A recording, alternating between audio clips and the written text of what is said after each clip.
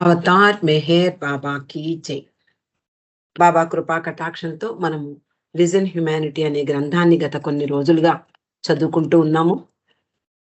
అందరూ కూడా దీన్ని ఎంజాయ్ చేస్తున్నారు అని నేను భావిస్తున్నాను. బాబా సహవాస కార్యక్రమంలో భాగంగా ఆ రోజు మధ్యాహ్నం జరగబోయేటటువంటి విషయాన్ని సహవాసీయులకు తెలపడం జరిగింది. అదేమిటి అంటే ఆరంగాం గ్రామ ప్రజలందరికీ కూడా ఆ రోజు బాబా తన దర్శనాన్ని ఇస్తున్నారు. అలా నిజానికి ఆరంగాం గ్రామ ప్రజలందరికీ ఎలాంటి అవకాశం దొరకడం చాలా అరుదైనటువంటి విషయం. వాళ్ళందరూ అక్కడ చాలా బీదవారు. అంతేకాకుండా అనాగరికులు, నాగరికత తెలియని వాళ్ళు, నిరాడంబరులు, సాధారణ మానవులు. అలా ఆనాడు వారికి ఒక విశిష్టమైన, ప్రత్యేకమైన రోజు దొరికింది. ఆనాటి వాళ్ళ మహాభాగ్యాన్ని ఊహించుకుంటూ బాబా దర్శనమిస్తున్నటువంటి గుడారానికి వాళ్ళందరూ కూడా చేరుకుంటూ ఉన్నారు. చాలా మంది చిన్నపిల్లలు, అలాగే పెద్దవాళ్ళు కూడా ఉన్నారు. ఆ గుడారం అంతా క్రమంగా నిండిపోయింది. హాలు ప్రక్కనున్న వరండాలోను, గుడారం దాటి ఎండలో కూడా జనం నిలబడ్డారు. అంతలో అక్కడ గుమిగూడిన మగవారు, పిల్లలు కలిసి తాళం వేస్తూ రాగయుక్తంగా బృందగానం ప్రారంభించారు. వాతావరణం అక్కడి వారి ఊహాగానాలతో చిక్కబడింది. వేదిక మీద పవిత్రతకు చిహ్నంగా ఒక హిందూ వనిత తన సంరక్షణలో ఉన్న కన్యలతో వచ్చి కూర్చుంది. ఆమె హిందూ సద్గురువైన ఉపాసనీ మహారాజ్ ప్రధాన శిష్యురాలు గోదావరిమాయి. సాకోరీలోని ఆయన ఆశ్రమాన్ని ఇప్పుడు ఆమెయే సంరక్షిస్తోంది. అక్కడ మన దేశ సాంప్రదాయ సంగీత స్వరాలన్నీ మేళవించి రాగ తాళయుక్తంగా మారుమ్రోగుతోంది. ఆ గుడారంలోనికి బాబా ప్రవేశించి వడివడిగా వేదిక వద్దకు నడిచి వెడుతూ ఉన్నారు. అక్కడ వాళ్ళందరి చేతులు ఆయనను స్పృశించాలని ఒకేసారి ముందుకు చాచారు. గ్రామస్తులు కొందరు బాబాను తమ వైపుకు లాగడానికి ప్రయత్నించారు. అంతలో మండలి వారంతా అప్రమత్తతతో బాబాను వేదిక వద్దకు చేరుకునేందుకు సహాయం చేశారు. అక్కడ ప్రాంతీయ భాష మరాఠీ. అందువలన వారందరికీ అర్థమయ్యే రీతిలో ఇరిచి గట్టిగా మరాఠీ భాషలో చెప్పడం ప్రారంభించాడు. బాబాకు ఎడమ వైపున స్త్రీలు, పిల్లలు వరుసలో నిలబడసాగారు. అది ఒక అభినందన సభ. అంతకుముందు ఏ చక్రవర్తులు తమ కొలువులో ఎవరిని ఇంత ఉత్సాహంగా, ఇంత శ్రద్ధగా, ఆసక్తిగా పలుకరించి ఉండరు. ఇక దర్శన కార్యక్రమం ప్రారంభం కానుంది. బాబా గోదావరి మాయిని వేదిక మీదకు రావాల్సిందిగా ఆహ్వానించారు. గోదావరి మాయి బాబాకు ఒక ప్రక్క కింద కూర్చుంది. వాళ్ళ మధ్య ఒక మౌనంగా ఒక కెరటం వలె ఆనంద పరవశులై ఉన్నటువంటి ప్రేక్షకుల మీదుగా ఒక మహత్తరమైన శక్తి ప్రవహించింది.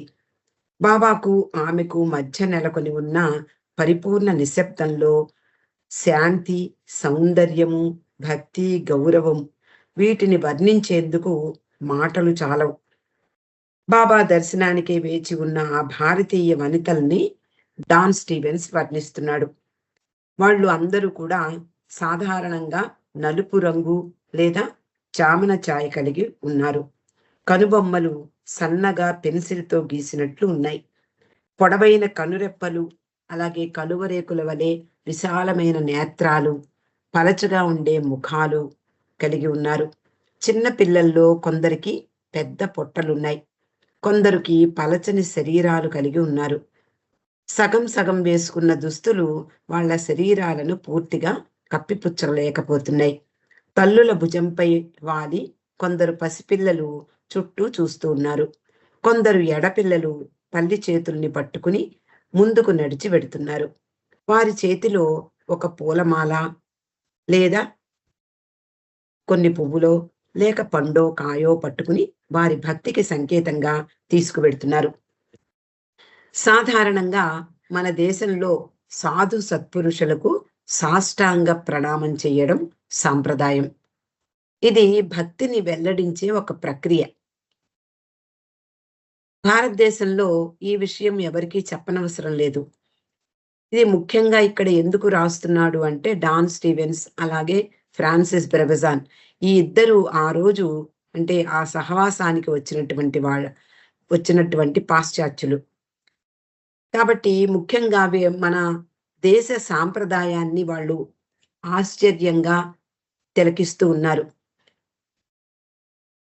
ఎవరు కనపడినా సాధు సత్పురుషులకు ప్రణామం చేయడం అనేది మన అలవాటు. కానీ ఈ సాంప్రదాయాన్ని బాబా చాలా కాలం కిందటే నిలువరించారు. ఇలాంటి సాంప్రదాయానికి స్వస్తి పలుకుతూ తనకు దూరం నుండే నమస్కరించాలని లేదా అది కూడా అవసరం లేదని కూడా బాబా చెప్తూ ఉండేవారు. తనకు నిలబడి నమస్కరిస్తే చాలు, భక్తి హృదయానికి సంబంధించింది అని చెప్పడం వలన ఎవరూ బాబాకు సాగిలపడి నమస్కరించే అవకాశం లేదు. అక్కడకు చేరుకున్న అశేష జనవాహినిని వరుసలో నిలబెట్టే ప్రయత్నంలో మండలి వారంతా నిమగ్నమై ఉన్నారు. బాబా వద్దకు వెడుతున్న ప్రతి స్త్రీకి బాబాకు వంగి నమస్కరించవద్దని లేదా సాష్టాంగ ప్రణామం కూడా చెయ్యకూడదని, అది కూడా కాకపోతే పాదాలకు వంగి ఆ పాదాలను నుదుటికి తాకించడం కూడా చెయ్యకూడదని అందరికీ అంటే ఒక్కొక్కళ్ళకి చెప్తూ వస్తూ ఉన్నారు మండలి వారు. కానీ బాబా వద్దకు వెళ్ళేసరికి ఎవరికైనా మనసు పరవశమైపోతూ ఉంటుంది. ఆ ప్రభువుని చూడగానే ఆటోమేటిక్గా మనం ముందుకు వంగడం అనేది మనకి అంటే జీర్ణించుకుపోయిన వ్యవస్థ, మన రక్తంలో జీర్ణించుకుపోయింది.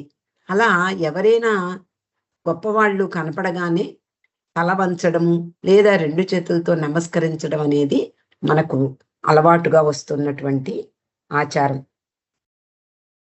కాబట్టి వీళ్ళందరికీ ఎంత చెప్పినా కూడా బాబా దగ్గరకు వచ్చేసరికి వాళ్ళందరూ తమ ప్రియతముని సన్నిధిలో వివసులైపోతున్నారు. తమకు తెలియకుండానే వంగి నమస్కారం పెడుతున్నారు. ఎంత చెప్పినా వాళ్ళ వైఖరి మారడం లేదు. అందువలన మండలి వారు ఏమీ చెప్పకుండా ప్రతి వారిని వరసలో నిలబెట్టడంలోనే తృప్తి పొందుతున్నారట. అలా స్త్రీలు, బాలబాలికలు, చిన్న బిడ్డలు బాబా దర్శనంతో పునీతులై ముందుకు సాగిపోయారు. తర్వాత వృద్ధుల వంతు వచ్చింది. ఆ తర్వాత ఉత్సాహంతో ఉరకలు వేస్తున్న యువకులు వచ్చారు. చివరకు కార్మికులు అంటే అక్కడ పనిచేసే వాళ్ళందరూ కూడా బాబా దర్శనానికి వచ్చారు. అలా అందరూ కూడా బాబా దర్శన భాగ్యాన్ని పొందారు. దర్శన కార్యక్రమం పూర్తయిపోయింది. గోదావరి మాయి కన్యలతో సాకోరికి ప్రయాణమైంది. బాబా కూడా కారులో మెహరాజాద్కి వెళ్ళిపోయారు. సూర్యాస్తమయం అతి సుందరంగా ఆ సాయం సమయానికి వన్నె తెచ్చింది. ఆకాశంలో మేఘమాలికలు దూది పింజల్లా విడిపోయి లేత గులాబీ, ఎరుపు, నీలి వర్ణాలలో గోచరించాయి. 2 గంటలకు పైగా ఆ సుందర దృశ్యం ఆకాశంలో కనుల పండుగ చేసింది. ఇదంతా వర్ణిస్తున్నది డాన్ స్టీవెన్స్. క్రమంగా ఆ ప్రదేశమంతా చీకటి అలుముకుంది. సహవాసీయులు ఉంటున్న గృహాలన్నీ దీపకాంతులతో ప్రకాశించాయి. కొండ మీద గ్యాస్ లైట్లను వెలిగించారు. పండు అనే సేవకుడు ఈల వేసుకుంటూ పైకి వెళ్ళి అతిథుల కొరకు ఏర్పాటు చేసిన పరుపులపై దుప్పట్లు పరిచాడు.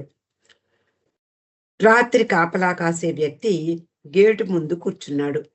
అతడు అప్పుడప్పుడు దగ్గుతూ ఉన్నాడు.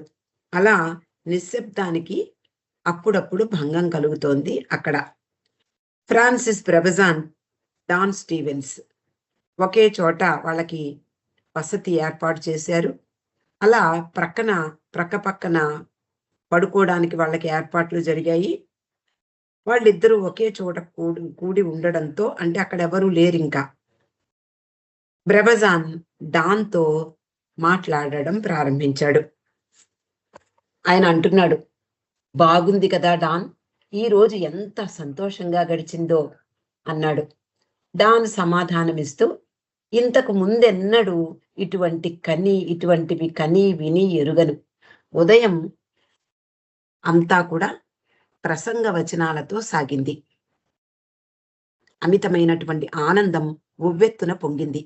మధ్యాహ్న సమయంలో ఎన్నడూ కానని మానవ భక్తి కనిపించింది. ఇటువంటి ఉత్సవంలో నేను నిజంగానే పాల్గొన్నానా అనిపిస్తోంది. నమ్మశక్యం కావడం లేదు. వేల కొలది మైళ్ల దూరంలో జరుగుతున్న వేడుకను టెలిస్కోపులో చూసే అవసరం లేకుండా నేనే స్వయంగా పాల్గొన్నాను అన్నాడు. అంటే ఆ రోజుల్లో టెలిస్కోప్‌లో ఎక్కడో ఉన్నటువంటి చందమామను, లేదా ఎక్కడో ఉన్నటువంటి అంటే ఆ సమయానికి బహుశా ఆహ్, విదేశాలలో ఈ టెలివిజన్ అనేది వచ్చింది. కానీ భారతదేశంలో అలాంటి అవకాశం లేదు. కాబట్టి డాన్ స్టీవెన్స్ అంటున్నాడు, "నిజానికి ఇలాంటి ఉత్సవంలో నేను నిజంగానే పాల్గొన్నానా? నాకు నమ్మశక్యం కావడం లేదు. వేల కొలది వేల మైళ్ళు ఉన్నటువంటి చందమామను టెలిస్కోప్‌లో దర్శిస్తూ ఉంటాం.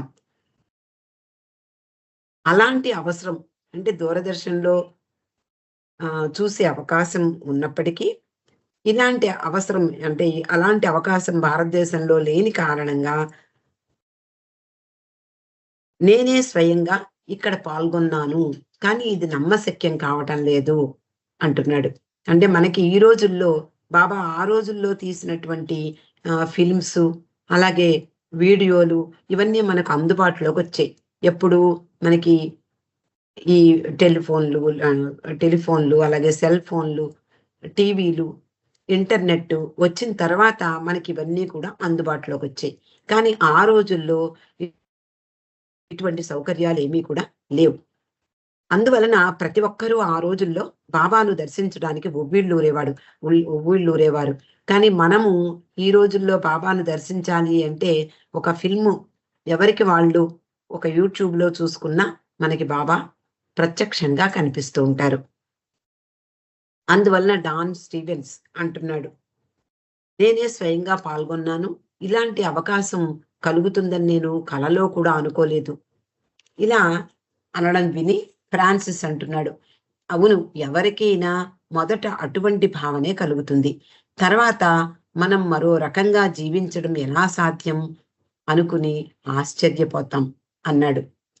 డాన్ అంటున్నాడు, ఫ్రాన్సిస్, బాబా విధేయత గురించి చేసిన ప్రసంగాన్ని మరువలేకపోతున్నాను. మనకే ఇప్పుడు మనము లిజన్ హ్యుమానిటీ అనే ఈ గ్రంథంలో విధేయత గురించి లేదా బాబా ప్రవచనాలు అలాగే లార్డ్ మెహర్ మొదలైనటువంటి గ్రంథాలలో బాబా సందేశాలు అంటే విధేయత గురించినటువంటి అనేక సందేశాలున్నాయి. వాటిని గురించి చదువుకున్నప్పుడు మనకి ఇంతకు ముందెన్నడూ తెలియనటువంటి విషయం. విధేయత అంటే ఒక గురువుకు విధేయత చూపించడం ఎంత ప్రధానమో, దానికి ఎంతటి ఆధ్యాత్మిక శక్తి ఉందో బాబా ప్రవచనాల వలన, అలాగే బాబా సందేశాల వలన మాత్రమే మనకు తెలుసు. విధేయత అంటే వినయంగా నమస్కరించడము, లేదా వంగి వంగి దండాలు పెట్టడము ఇది అనుకుంటాం మనం. కానీ బాబా ఉద్దేశంలో, ఆధ్యాత్మిక మార్గంలో విధేయత అంటే అది వేరు.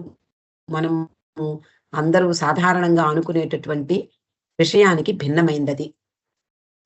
కాబట్టి డాన్ స్టీవెన్స్, ఫ్రాన్సిస్ వీళ్ళిద్దరూ కూడా ఆశ్చర్యపోతున్నారు. విధేయత గురించి బాబా చేసిన ప్రసంగం మరువలేకపోతున్నారు. అలాగే ఎన్నడూ ఊహించనటువంటి, అర్థం చేసుకోలేని అతీతమైన ఆశ్చర్యంలో ఆ విషయమంతా కూడా ముంచెత్తుతోంది అన్నాడు. అప్పుడు ఫ్రాన్సిస్ అంటున్నాడు, మన వంటి పాశ్చాత్యులకు ఇది కొంచెం కష్టమైన విషయమే. విధేయత అనేది ఒక ఆధ్యాత్మిక సాధనంగా ఉపయోగపడుతుందనే విషయం మనకు అర్థం కాదు. విధేయత అనే విషయం అంతటి ప్రాధాన్యత కలది అనేది కూడా మనం ఊహించలేం. సాధారణంగా బాబా ఇచ్చినటువంటి విషయాలు చదువుకోవడం వలన మాత్రమే మనకు విధేయత గురించి, అలాగే భగవత్ ప్రేమ గురించి, దైవీ ప్రేమ గురించిన విషయాలు బాబా ప్రేమికులమైనటువంటి మనకు తెలుసుకునే అవకాశం కలిగింది. ఇక్కడ డాన్ చెప్తున్నాడు, నాకు ఈ సమయంలో ఒక కథ గుర్తుకొస్తోంది.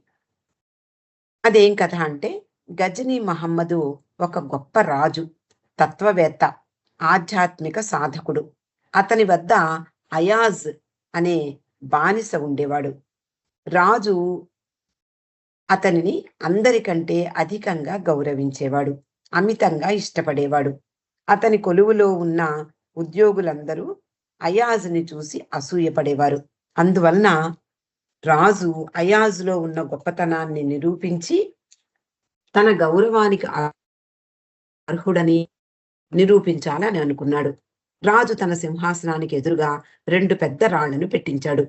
ఒక రాతి మీద తనకున్న నగలలో అత్యంత విలువైన నగను పెట్టించాడు. కొలువు తీరి తన ఉద్యోగులలో ఒకరిని పిలిపించాడు. అతన్ని ఆ నగను 2వ రాతితో పగలగొట్టమని ఆజ్ఞాపించాడు. ఆ ఉద్యోగి నిశ్చేష్టుడయ్యాడు. కొంతసేపటికి తేరుకుని రాజుతో వాదించాడు. ఆ పని వాదించే ప్రయత్నం కూడా చేశాడు. మహమ్మదు మరొక వ్యక్తిని పిలిచాడు. అతడు కూడా రాజాజ్ఞ విని అంత విలువైన నగను పగలగొట్టడం తన వల్ల కాదన్నాడు. అలా అందరినీ పిలిచాడు. వారంతా ఆ పనిని ఒక పిచ్చి పనిగా భావించారు. చివరకు రాజు తన బానిసను పిలిచాడు.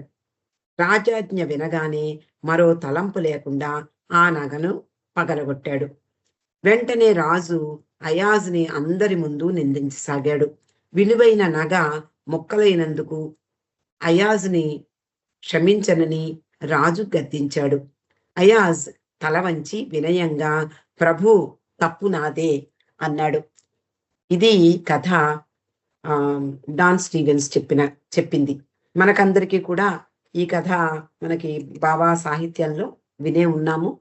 ముఖ్యంగా ఇక్కడ మరొక కథ కూడా మనందరికీ గుర్తుకొస్తుంది. ఈ అయాజ్ అనే బానిసకున్నటువంటి ఆ ప్రాధాన్యత రాజు ఎలా నిరూపించాడో, అలాగే ఒక ఉంగరం ఒక రాతి మీద పెట్టి పగలగొట్టమని చెప్పడము, ఈ కథలన్నీ కూడా ఇతనికి సంబంధించినవే. అంటే విధేయతకు మారుపేరైనటువంటి అయాజ్ కథను ఇక్కడ వివరించాడు డాన్. అంటే మనకి ఇక్కడ తెలిసిందేమిటి? విధేయతకు మారుపేరైనటువంటి ఎందుకు గౌరవించాడు అంటే, అతడు సంపూర్ణమైనటువంటి విధేయతతో తనను కొలుస్తున్నాడు. తన పట్ల సంపూర్ణ విధేయతను ప్రకటిస్తూ ఉన్నాడు. అందువలన అతనిని గౌరవిస్తున్నాడు. నిజానికి అతడు నగను పగలగొట్టినప్పుడు అతడు చెప్పిన పని చేసినప్పటికీ అతన్నే నిందించాడు రాజు. నేను పగలగొట్టమంటే కొట్టడమేనా? అంతటి విలువైనటువంటి నగను పగలగొట్టేశావు, ఏమనుకుంటున్నావు నువ్వు అంటూ అతన్ని అందరి ఎదురుగుండా నిందించాడు. అందరి ఎదురుగుండా నిందించినా, అదేమిటి ప్రభు, మీరు చెప్పిన పనే కదా నేను చేశాను అని అతడు సమాధానం ఇవ్వలేదు. నిజమే, నాదే తప్పు ప్రభు అంటూ అతడు తప్పును ఒప్పుకున్నాడు. అంటే చేసినటువంటి రాజు చెప్పినటువంటి పని విధేయతను సూచించినదైనప్పటికీ కూడా రాజు అతన్నే నిందించినా కూడా అతడు ఎదురు తిరగకుండా, అదేమిటి ప్రభు, మీరే కదా చెప్పారు, మీరు చెప్పిన పనే కదా నేను చేశాను అనే మాట కూడా అతడు అనకుండా, నిజమే ప్రభు, నాదే తప్పు అంటూ తన మీదే ఆ నిందను వేసుకున్నాడు. ఇది అతని యొక్క ప్రత్యేకత. మండలి వారు కూడా మనకి చాలా మంది ఇలాంటి విధేయతకు మారుపేరుగా నిలుస్తారు.